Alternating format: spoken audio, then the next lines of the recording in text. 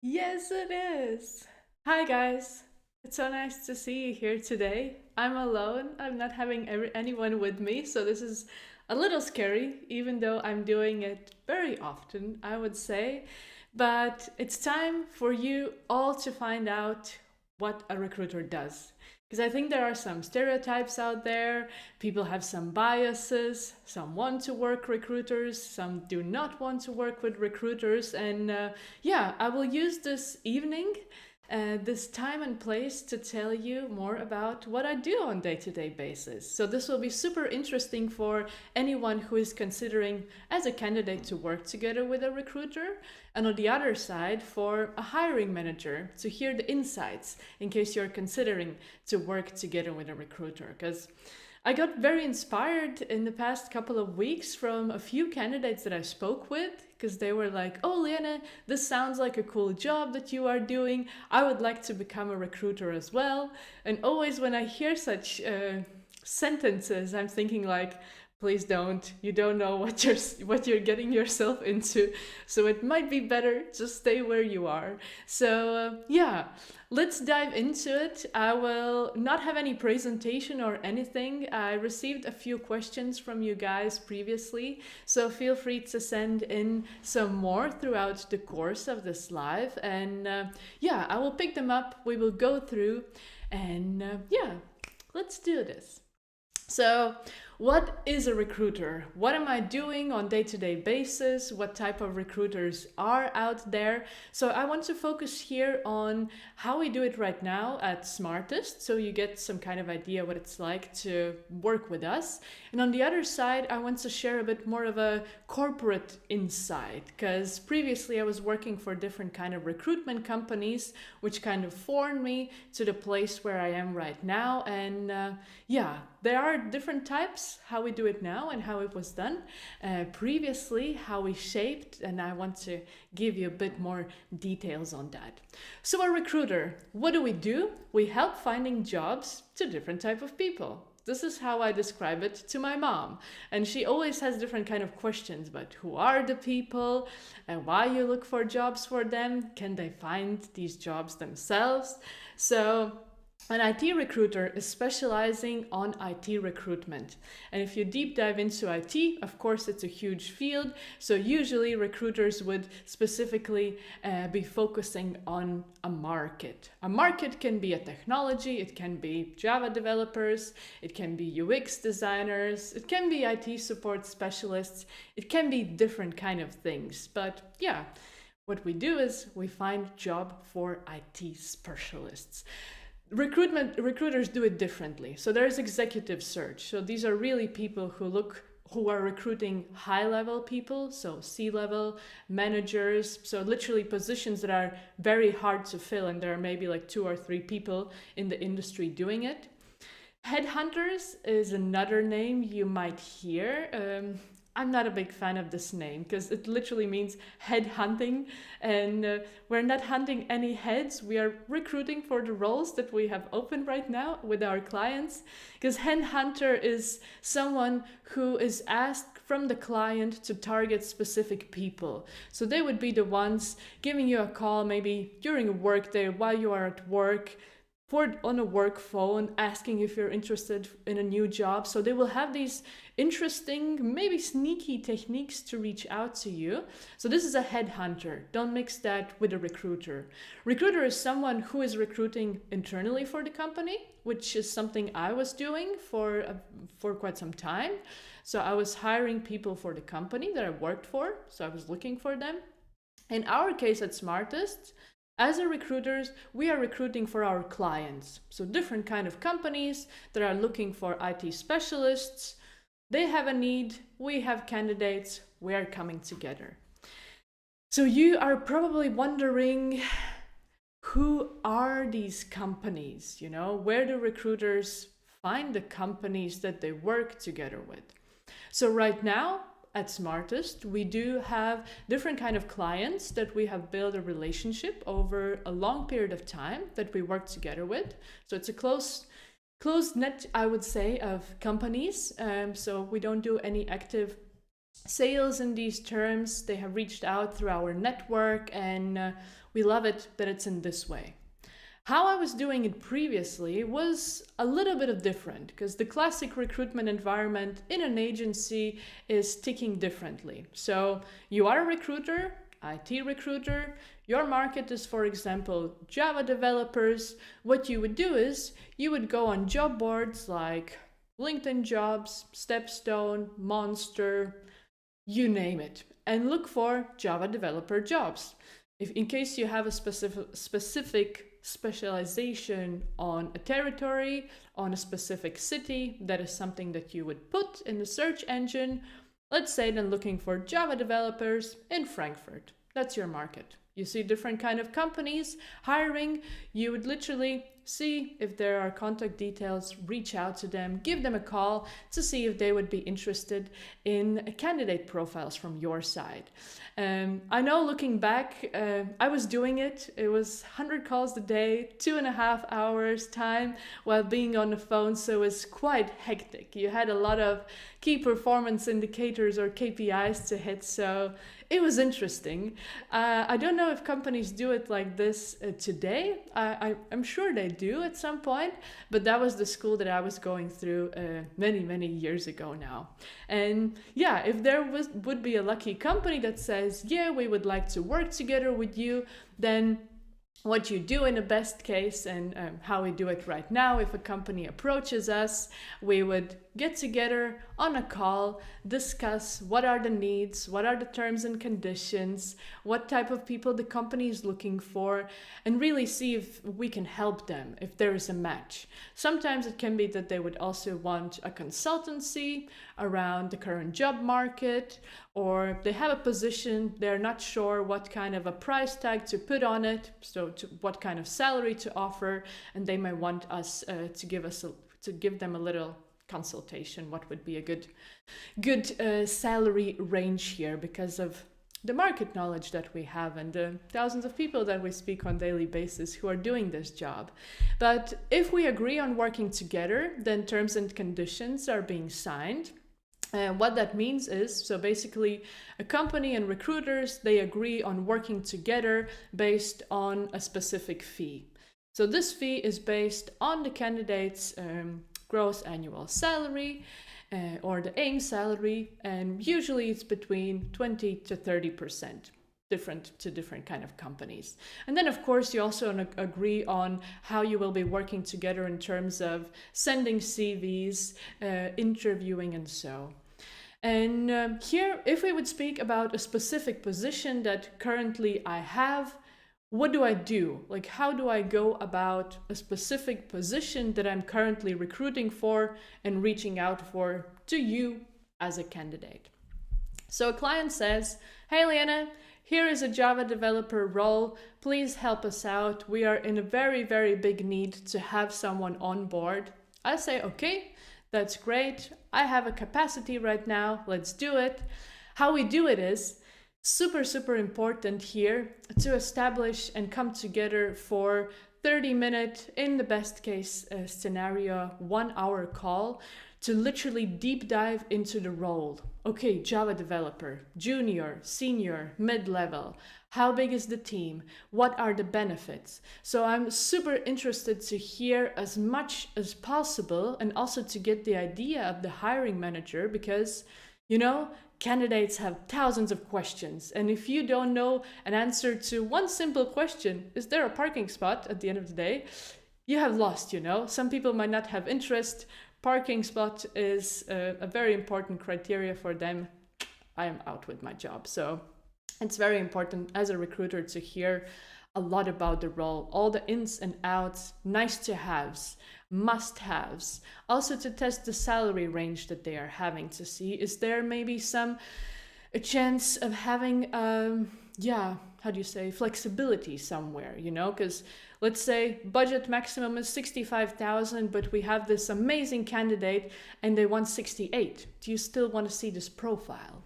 So just to see where are the borders, because sometimes one thing is what people say, but the other thing is then the psychology that hits in, and that's something that's very interesting to see. So yeah, this call, we call it a job spec or a take-in call in recruitment terms. So we speak with the hiring manager. This is usually also the person who will screen the CVs afterwards. So we have a person of contact in case we have some questions and we can come back to them. I really love to establish weekly calls with the hiring managers so that we can see how the search is going. Do we need to adjust something, or is everything fine? We discuss the profiles that I have submitted, who is coming to an interview, who's not. And and then the process can start. Very important in this call for me is also to find out how the interview process would look like, right? Because it can be that we speak about the role and I hear that the interview process would literally take a month, and then I have to make some interruption here and really give some guidance to the company based on the current market situation, based on the salaries and anything, how a great recruitment process could look like. So we establish that as well together. If there is a necessity to tweak it, to make it shorter, that's also something I think a good recruiter will advise you on, because at the end of the day, the company and the recruiter is sitting in the same boat. We both want to hire someone for the role, the best person out there possible, for the best possible salary, and as quickly as possible. So we are here literally your friend for a company in order to find the best person. Okay, we have the job, we know what the interview process looks like, super exciting. As a recruiter, of course, I need to do my admin things as well. So what I do before I go and search for candidates, I go into my CRM system. Recruiters usually have one, so it's the database where all the CVs are. And not only CVs are there, also the jobs that we work on. So I would add the position, add the hiring manager so that everything is there. And then I would start looking. Where do I look? Good question. I would usually start with my network. So I would look for people in my network who might be interested in this role. I would advertise the role myself on different kind of platforms, from LinkedIn up until different kind of Facebook groups. So I would literally think where my target audience is hanging out, and that's where I would like to go and grab their attention. This is also a very interesting point for the companies, because when you work together with a recruiter, and if you are maybe a company on a tight budget, keep in mind that recruiters will be posting your job in different kind of job boards, which means that they're also having costs throughout this. And if you're thinking, is it worth working with a recruiter? I would say yes, because they might have in their mind better places or different kind of places than you are used to where to look for candidates. And of course, it includes posting jobs, Stepstone posting 30 days over 1,000 euros. It's a huge amount of money that sometimes companies might not be able to afford themselves, whereas recruiters, they have packages for different kind of job boards, and with one job post we reach quite a few job boards, meaning that the visibility is out there and the chance that we find someone very quickly is there. But yeah, on job boards, the job is out. In case you're wondering, are a lot of people applying? It depends how good the job is written. Here it's also important that we have enough input from the company to actually put a nice job description together. Because the more information we have, the better we can sell the company that we're recruiting for, right? And then reaching out to our network, Xing, LinkedIn, our network, family and friends, to see if someone might be interested. What I also like to do is sometimes to reach out to the people that I have already placed in this role to see if they might have someone in their network who would be interested. And when I actively go and approach people, which is called active sourcing, I would write a personalized message that would catch the person's feelings, the way they are, advertising the job, mentioning where it is, what kind of role, what is the salary. So here as well, we are very open. We would share the company name, so you would always know the salary. If we have that, you would know the company name. So all the information is there. And I'm a big fan of personal writing because that's how I love to be approached myself. Like, I'm really fed up of all these messages where you think like, oh, this is with the wrong name. So the person was not even really putting any time and effort into drafting something for me personally. So this personal touch and approach is super important, something that I praise on a daily basis and have a lot of joy writing. So this is how I would reach out to people, to the possible candidates. And then again, they would be interested. What we would do, we would set up a phone call, similar as on the company side. In the call here with the candidate, I would like to find out who you are, what you are doing, why you're interested to change roles, literally everything about you. Because the more information I have, the easier it is for me as a recruiter afterwards to present you to the company, and also to understand if the company that we are currently looking for would be suitable for you. Because it's not only about, yeah, you want a better job, here's a better job, here's a better salary. It's very often these days about values, benefits, a chance to work from home. So the better I know you, the better I know you as a person and your lifestyle, the easier it is to see if the role suits you or not. So I will be also very open. If it doesn't suit, I will say that straight away. So you don't need to feel bad as a candidate if a recruiter says something very directly, because they have the insights from the company, they speak with you, and if there is not a matchy feeling, then there's no point of wasting anyone's time, because at the end of the day, you want to land in a job that you are happy in for a very long time, and the same applies for the company. So yeah, of course, notice period, salary. Very often I have heard from candidates that they're like, oh yeah, talking salary with a recruiter, is that a good idea?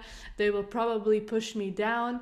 No, that is not the case. If that's the case with recruiters or some recruiters, I wouldn't suggest to collaborate with them, because recruiter is on your side. We have the budget from the company that is hiring. We present that budget to you, and then together we decide what would be a realistic salary approach here. Of course, if you're someone who is just starting out, we cannot go for the maximum because it's just not relevant, you're not there yet. You could get there. So it's all about looking together what makes sense, where you are going, is it in the budget? And if that all works out, then great. If you say that you want to be presented for the role, I go on, I send your CV to the hiring manager that I spoke with. So this is how I do that. Yeah, I do spend a lot of time speaking with candidates because I really like to hear the personality, the interests, what they are like, what their family think, because then it's easier to say, oh, this person will be interested in a job, will be happy there. No, they're not really trustworthy. So different kind of insights you generate here. And these are also very often insights that a company would never get if they are just meeting someone for the first interview. So that's why also here, I know someone was asking me, can recruiters influence the process in a way? Yes, with all the information that we have from the candidate, because many things they would not share with the company while they're sitting in the interview. So definitely. Yeah, so I know you as a candidate. You sent me your CV. It looks great. If it doesn't look great, I would ask you to do some tweaking here and there. I like when candidates take these kind of tips and they are open towards adding or taking out something from their CV, because we know the industry, we know what the hiring manager is looking for. And actually, one of the questions that we ask when we are having this intake call with the company is, what are the first things that you pay attention to when you receive a CV? And this is something we then also take into account when we receive candidates' CV. We kind of scan them, and then We see it, we don't, we ask to do little tweaking here and there, and it's with a good idea in mind. If we know that tweaking will get you a job interview instead of the CV that you have right now, I think it's a good idea to go with the tip from a recruiter. It might take a little time, but at the end of the day, you want to get a new job, so this is your chance to get it. All right, we have a CV. I send it to the hiring manager. What happens now? So if I receive a negative feedback, which sometimes happens, I will communicate the feedback with you, and then we stay in touch and see if there are other relevant roles coming up in the near future. I would then reach out to you, or maybe if there are some possibilities with other clients of mine, I would ask you if you are interested. So usually the role that we speak about and I submit your profile to is only the one where your CV gets sent. So all the rest, I always like to speak about the role before sending a CV out, so there's never a chance that a candidate says, you sent my CV everywhere. So this would never be the case. And also, when you speak with recruiters and they ask, where did you apply, how far you are in the process, for us it's just an information to see, oh, he hasn't applied there yet, so that's good. We're not making a double application. If we do, it would not look professional. And on the other side, also to hear how far you are in the interview processes, if it actually makes sense to start this one time-wise, because everyone wants to get to a job quicker. But yeah, I'm coming back and forth. So here, if we receive a positive feedback, the interview process starts. The one I have discussed with a client, let's say two-phase interview. First is a phone call, second is a face-to-face interview with the company, and then the offer. How I would do it all. So usually if we receive a positive feedback, the hiring manager also says, these are my time slots, please arrange accordingly. So I would give candidate a call, see their availability against the times that we have received, and then set up a phone call. Very often, I would also be participating in these calls, which then gives me a good insight about the interview tactic, so I can also understand how the hiring manager does the interviews and can maybe use these questions in the first time when I speak with the candidates, just to make sure that, oh, they will be suitable for the role or less suitable. So this also helps. In case you're wondering, as a company who are working together with recruiters, why do they want to sit in an interview call? It's just to get a better idea of how you are as a company, what questions you are asking, because that way then we can ask also the questions to the candidates when we speak with them for the first time, to see if they actually have the experience in the necessary area. And afterwards, of course, this information helps to prepare candidates for these interviews. So what is the next step? What happens? We have an interview arranged. Candidate can do it tomorrow at 12, manager as well. I would do an interview appointment then in both calendars. It would be there. I would also arrange speaking with a candidate before, give a little preparation, something I like to do because I have seen literally everything. I have seen people vaping. I have seen everything happening in a job interview.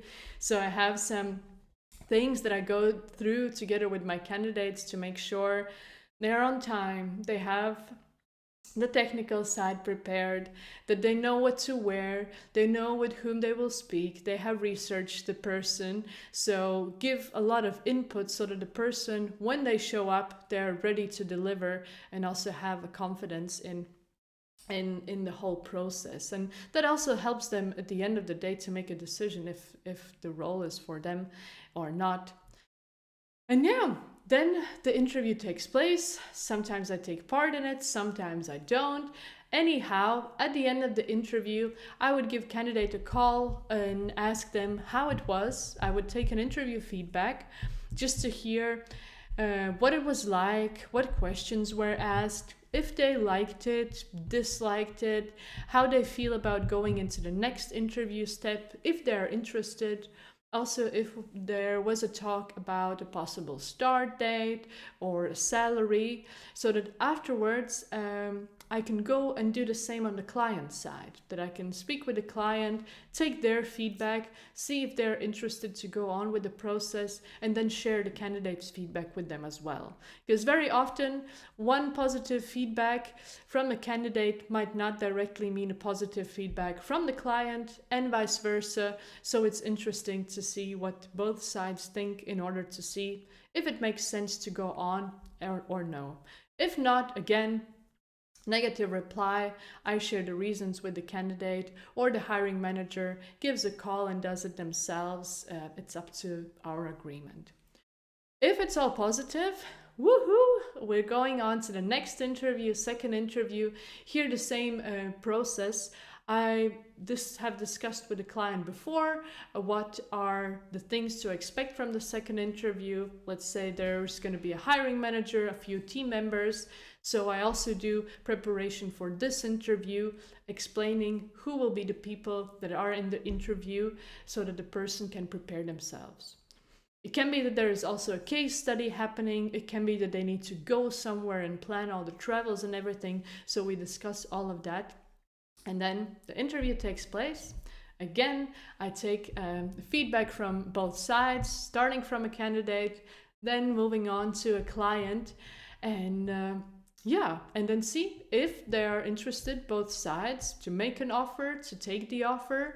And here, a very important point that I would suggest companies to do is, and I actually wrote a post about it, I believe last week, before you are about to make an offer to the candidate, speak with the recruiter, because they have also tested the flexibility and the borders of the person in terms of salaries, starting date, possible vacations and stuff, so that we don't come to a situation where you did 2 interviews, you are happy, you know what candidate's expectation is, what salary expectation they have, but you go on and make a different kind of offer with different numbers, and of course the person says no at the end of the day.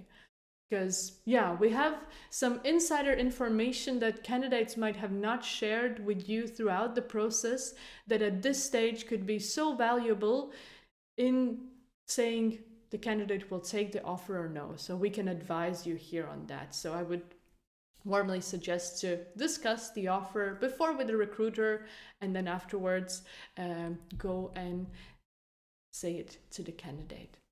Of course, it doesn't all end here. All the paperwork needs to take place. Some companies have work council approvals. Some people have visa times. So in case you're wondering if we deal with all of that too, yes.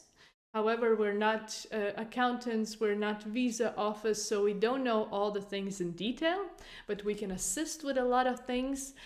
So here we would just be in touch to see what's the timeline, when the contract is coming, in which form, per post, or is it sent electronically, and manage it all up until the stage where the candidate receives the contract, where they sign the contract, and there the placement takes place. I have also received some candidate questions where they asked and how much does this all service cost to me? And I was so shocked about this question. I was like, nothing. Why? There are some recruitment companies that charge you for a recruitment process. And I was like, okay, it could be. I have no idea about such companies and services like this, but usually working together with a recruiter would not cost you a dime. In case they ask some money from you, I think you really should consider if that's a place where you want to leave your money. But here to keep in mind as a candidate, the company is the one that is paying the salary, so to say, to a recruiter. So you don't have any costs involved here. So here, when the contract is signed, depending on the terms and conditions, then the recruiter receives their how do you say it? Their salary. So the money for the placement. So the one that's on greed, like I said, between 20 and 30% of the candidate's gross annual salary. So it varies. And in case you're wondering, okay, do they get the money straight away? Can they keep all the money? So it's actually not that easy at the end of the day. So literally all of that money a recruiter sees, I would say, after just a couple of months, depending on terms and conditions, because very often it would be the case that you receive part of this money in the beginning, then after the probation period of the person. So it's really, really different. And it can be that someone starts in a role, something is not working, then candidate drops and drop in, I don't know, in the first couple of months, meaning that, yeah, the whole money that a recruiter is supposed to have, they would not receive because they need to look for a replacement. So it really depends on terms and conditions, but this is how it all works in the industry. Yeah, and in case you're wondering what happens afterwards, the whole process starts again. That's the magic. So, of course, there are so many details that I could deep dive into, but then it would literally take ages. And yeah, even when I explain it to my family, it takes less than 30 minutes. But yeah, they probably still think I'm selling something else instead of doing this. But yeah, so this is a little recap. Of course, social media is a huge part of this whole business of how recruitment is working these days, how you find people, how people find you. So I do put a lot of efforts into making myself visible for the companies, for the candidates. I'm a big fan of sharing my experience, which is also something I write about on a daily basis on LinkedIn. So feel free to follow and join the conversation, because I like to share direct stories from day-to-day life. Like someone said this and that, how I reacted, how you're supposed to react. So yeah, it's fun. I know you most likely know the Friday jokes that I'm posting. There are less jokes, more reality turned into jokes. So take it as you want with a sip of salt. But yeah, it's quite a ride. And if you're thinking into getting into a recruitment, think twice.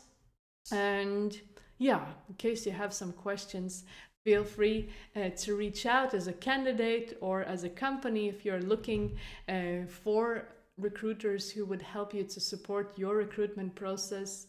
This is just a little tip of the iceberg that I wanted to share with you today so that you know how it all actually happens. I do have some questions that some of you guys sent previously when we were organizing this whole event. So I would like to go through these questions with you so that you have some insights. And yeah, Carlos Ozolinch was asking, I know he's in recruitment himself, so hi Carlos, in case you are watching today. What have been the biggest challenges for you as a recruiter, and how did you overcome them? Good question. The biggest challenge, I guess I would say usually the stage where it comes to an offer, because at the current market, candidates really like quick interview processes because they have multiple processes going on. And here, sometimes even 10, 20, 100 euros in a salary can make a difference. So yeah, it's challenging to convince your client that we need to be quick here. And on the other side, challenging to convince or the candidate to make a decision, to make the right decision and to decide for this job. Because very often people speak with recruiters for not the right reasons. Actually, yesterday we were on a workshop because we're developing a new website for us, and we were asked about the fears, the worries, the challenges when speaking with candidates. And what was I about to say? It was actually, one of the challenges was that I forgot what I wanted to say. yeah, that candidates have multiple offers, and to actually get them to make a decision because they have a feeling that someone is pushing them, or that someone is using actually this offer, this is what I wanted to say, to go actually to their current employer and use that in order to get a counter offer, which has happened. And I mean, okay, great karma points for us as recruiters. We made someone's life better within the current company, but it's not the right way. So these are the situations that you face, that you challenge also throughout the conversations with candidates. Hey, if a counter offer would come, what would you do? No, would never take it. This is the place where I don't want to work anymore. And then when an offer comes, that's exactly what they do, you know? So at this stage, you always have some thinking. You speak with the candidate and see what is that they gonna do. Sometimes there are surprising things coming up, like, yeah, counter offer, they're not interested anymore, or their personal life changes, something happens, they don't want to take the job. And the challenge here is, or the frustration, you have invested so much time, the client has invested so much time, and it just goes to waste at that point, you know? And this is so sad because company wants to hire someone pretty quickly, and you want to find someone, you think you got them, and then they just slip through your fingers. So that's challenging. I know for me, and I know for a lot of recruiters, it might be the situation where they kind of then feel down, need some time before they can pick themselves up and go and start from zero, literally again. For me, I don't know, is it because I'm Capricorn or so, it kind of gives a different kind of reaction. It's like, hey, they said no, which means I'm going and finding even cooler candidate with better this and that, and I will find them as quickly as possible. So kind of this kind of reaction comes in. So yeah, how do I overcome that? This is the reaction that I have. I'm not angry for a long time. I'm just very motivated by the fact that not you, then someone else who is much better. So this is how I go about it. But yeah, I don't know. Share, Carlos, what's the biggest challenge that you have overcome or are facing on daily basis? I'm curious if this will be something similar or no. But yeah, I do know that we have at least 2 more questions, right? Being a recruiter, what is the first impression of a candidate that inspires you more? I'm not sure if I understand this, but what is the first impression of a candidate that inspires you? If I look at the profiles and I see that they are internationals, have a similar background, I kind of get inspired by that as an international myself. So I kind of know where they come from and that it hasn't been easy all the time. So this is kind of inspiring for me, and I'm like, hey, I'm gonna help you. Let's do this thing together. So this is how I would interpret this this question. Yeah. Or in case some people have studied and worked multiple jobs at the same time, then that's also something that I would question that in the first, or ask as a question in the first call, like with full wondery eyes, like, how did you do that? I mean, that says so much about you. You must be great in time management. So these are the kind of things that inspire me, and I would, yeah, pay attention to, think of a story, and then engage in a conversation to hear the story, because everyone has a story, right? But yeah, this would be the inspirational thing. Yeah, thank you for the question. Do we have some more? How much influence do recruiters have in shaping the hiring manager's decision at any recruitment stage? We do. We do have influence in terms of, we have talked to the candidate, we know what they are like. Some are very motivated and they're like, I want this job. When is the interview? I'm canceling everything else. I'm just going and doing it. And some are like, yeah, let's just see what happens. Here's my CV. So if we take these 2 examples, we would have someone super motivated, someone less motivated, but the skill set would be the same. So if we would speak with the hiring manager and they would give us a feedback on both candidates, I would be like, hey, if I was in your shoes, or if you ask me for a tip, this person to me seems more committed, more motivated, said they are, I don't know, willing to give up this and that just to get this job. The other person, great motivation, but I'm not feeling it that much yet. There is a possibility, or they have other offers, so it might be that they will be going with those ones. So these would be like the information that we would share to kind of help the hiring manager to make the right decision.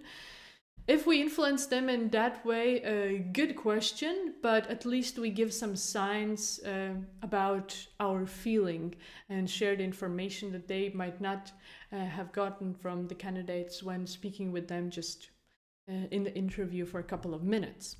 So yeah, we do have the influence in shaping hiring manager decisions, and also in the offer phase, you know. Where we give a consultation, hey, this is how much they're willing to go up and down. If you make an offer, I think this amount of money would give them a good feeling because this is the information they shared with me. So kind of influencing the sounds great, the hiring manager, in a way to make the right amount of money as a decision, so to say. So yeah, guys, time flies. Recruiter time flies even quicker and more. So thank you so much for being here today. Feel free to always come back to this video. It will be on our YouTube channel or here on SmartistOne, where all our videos have a home. So yeah, thank you so much for joining. Feel free to reach out in case you have any questions, and till next time. Bye bye.